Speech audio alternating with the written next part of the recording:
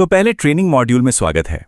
यहाँ से एक बहुत जरूरी हुनर सीखने का पहला कदम शुरू होता है, खामोश इंटेलिजेंस की कला। हर बात को ध्यान से सुनना, क्योंकि सबसे जरूरी काम हमेशा पर्दे के पीछे खामोशी में होता है। इस एक लाइन को हमेशा याद रखना, असली काम कीबोर्ड पर कमांड टाइप करने से बहुत बहुत पहले शुरू हो जाता है। ये काम है देखने का, सुनने का और समझने का, बिना कोई शोर किए। चलिए अब मुद्दे पर आते हैं। इस काम के लिए सबसे पहली जरूरत है सोच बदलने की। एक आम यूजर की तरह सोचना बंद करना होगा और एक एनालिस्ट की तरह देखना शुरू करना होगा। जहां एक आम इंसान को सिर्फ एक वेबसाइट दिखती है, हमें उसके पीछे की टेक्नोलॉजी, उसके सर्वर्स और उसका पूरा डिजिटल ढांचा दिखना चाहिए। इस मॉड्यूल का पूरा फोकस इसी कला पर है। इसे कहते हैं पैसिव रिकॉनेसेंस, और इसका सिर्फ एक सबसे बड़ा नियम है, टारगेट के सिस्टम से कोई सीधा संपर्क नहीं, कोई भी नहीं। हम सिर्फ वो जानकारी इकट्ठा करेंगे जो पहले से ही पब्लिक में मौजूद है, एक खामोश जासूस की तरह। हर जांच एक बहुत छोटी सी ना के बराबर जानकारी से शुरू होती है। हो सकता है वो सिर्फ एक नाम हो, लेकिन हम देखेंगे कि सही तकनीक का इस्तेमाल करके ये छोटा सा धागा एक पूरी केस फाइल में कैसे बदल जाता है। जांच का पहला फेज है पब्लिक रिकॉर्ड्स की दुनिया में उतरना। इंटरनेट पर हर कोई अपने पीछे डिजिटल निशान छोड़ता है, चाहे वो सोशल मीडिया पोस्ट हो, वेबसाइट रजिस्ट्रेशन हो या कोई पब्लिक डॉक्यूमेंट। हमारा काम है इन निशानों को खोजना और उन्हें पढ़ना सीखना।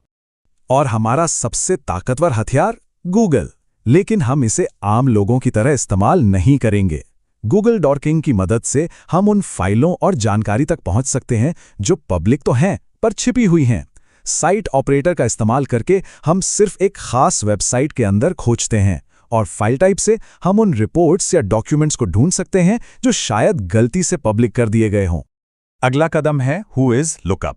इंटरनेट पर हर डोमेन का कोई ना कोई मालिक होता है। हुज रिकॉर्ड्स हमें बताते हैं कि एक वेबसाइट किसके नाम पर है, उसे कौन चला रहा है और वो कब से मौजूद है। ये जानकारी किसी भी टारगेट के ऑनलाइन ऑपरेशन की बुनियाद को समझने जैसी है। अच्छा, अब टेक्निकल रिकॉर्ड से हटकर इंसानी पहलू पर आते हैं, क्योंकि अक्सर किसी भी सिस्टम की सबसे कमजोर कड़ी इंसानी होता है। सोशल मीडिया ये जानकारी का खजाना है। कर्मचारी बिना सोचे समझे बहुत कीमती जानकारी लीक कर देते हैं। उनकी नौकरी क्या है, वो कौन सी टेक्नोलॉजी इस्तेमाल कर रहे हैं, उनके ऑफिस की तस्वीरें, यहाँ तक कि उनके प्रोजेक्ट्स के नाम, ये सब हमारे लिए सुराग है। ये एक बहुत अच्छा उदाहरण है। जरा देखिए, एक मामूली सी सोशल मीडिया पोस्ट से कितनी जानकारी मिल सकती है। डेस्क की एक फोटो से फोन का मॉडल और इस्तेमाल हो रहे सॉफ्टवेयर का पता चल गया। जॉब टाइटल से यह साफ है कि company Amazon web services use कर रही है। और कैप्शन से एक अंदरूनी प्रोजेक्ट का नाम भी लीक हो गया। एक ही पोस्ट से 3 बड़े सुराग। एक ईमेल सिर्फ एक मैसेज नहीं होता, ये एक सफर का रिकॉर्ड होता है। उसके हेडर को एनालाइज करने पर पता चलता है कि वो ईमेल किन-किन सर्वर से होके गुजरा है। ये नेटवर्क के रास्तों का नक्शा बनाने जैसा है, और वो भी बिना नेटवर्क को छुए। ठीक है, इंसानी पहलू को देखने के बाद अब वापस टेक्निकल साइड पर चलते हैं। अब हमारा मकसद है टारगेट के डिजिटल इलाके का एक पूरा नक्शा तैयार करना, एक डिजिटल ब्लूप्रिंट। डीएनएस को इंटरनेट की फोन बुक समझिए। यह हमें बताता है कि कौन सा डोमेन नेम किस सर्वर पर होस्टेड है। एमएक्स रिकॉर्ड से उनके मेल सर्वर की पहचान होती है, और सी नेम रिकॉर्ड से हमें ब्लॉग या शॉप जैसे दूसरे सब डोमेन मिलते हैं। ये सब मिलकर टारगेट के इंफ्रास्ट्रक्चर का नक्शा बनाने में मदद करते हैं। हर वेबसाइट की एक बनावट होती है, सामने से और अंदर से भी। हम छिपे हुए पन्नों, लॉगिन पोर्टल्स या पुराने टेस्टिंग पेजेस को ढूंढते हैं, जिन्हें शायद हटाना भूल गए हों। कभी-कभी यही भूली बिसरी जगहें सबसे बड़े राज खोल देती हैं। गलतियां भी जानकारी देती हैं।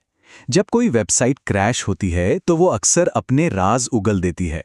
एरर मैसेज हमें बता सकते हैं कि वेबसाइट कौन से सर्वर पर चल रही है, जैसे कि अपाचे, और वो कौन सी प्रोग्रामिंग भाषा इस्तेमाल कर रही है, जैसे कि PHP।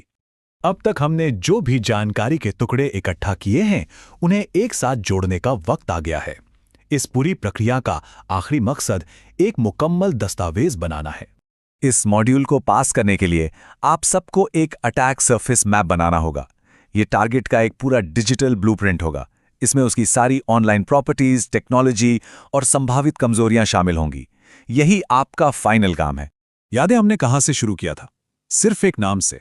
और अब देखिए, हमारी फाइल में कर्मचारियों, टेक्नोलॉजी, आईपी एड्रेस और सब डोमेन के बारे में कितनी गहरी जानकारी है।